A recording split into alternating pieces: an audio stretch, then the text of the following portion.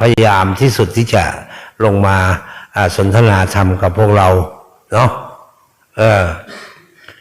ตอนนี้ก็เริ่มดีขึ้นหน่อยหนึ่งเนาะเสียงเริ่มมาดีแล้วเนาะแต่น้ำมูกยังเยอะอยู่เนาะก็ขออนุโมทนาสาธุการเนาะเมื่อวานก็บวชพระไป6 รูปเมื่อวันก่อนเนาะ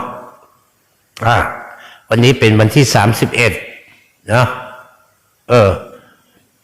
ก็ขออนุโมทนากับอาจารย์มานพตาดเคงเนาะครูบามานพเนาะที่เอามะละกอมา2 คันรถว่างั้นแหม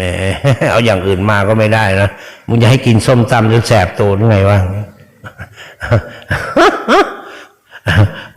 อาจารย์มานพเนาะอำนาจและตาดเคงนะโอ้คนนี้พูดเก่งโอ้ชิกลิกจกหลอกเป็นมอหอนรนพี่กองกอยหมอเนี่ยไปออกกันติดซะแล้วเนาะ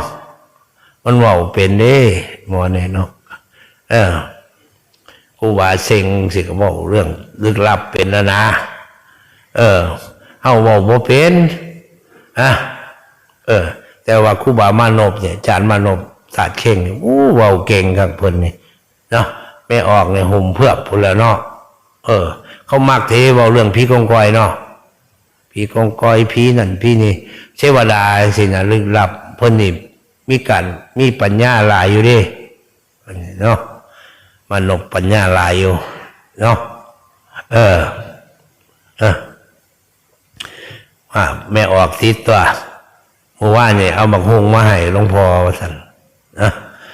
บักฮุงครับอย่างแนวบุนี่นะ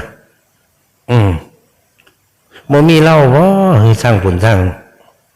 ตัดเข่งอยากกินแกงเหล้าเลยเนาะอยากเหล้าบ่แกงเหล้าเนาะบ่แม่นหวายเด้เหล้าเนาะทั้งตัดเข่งทั้งอำนาจไหม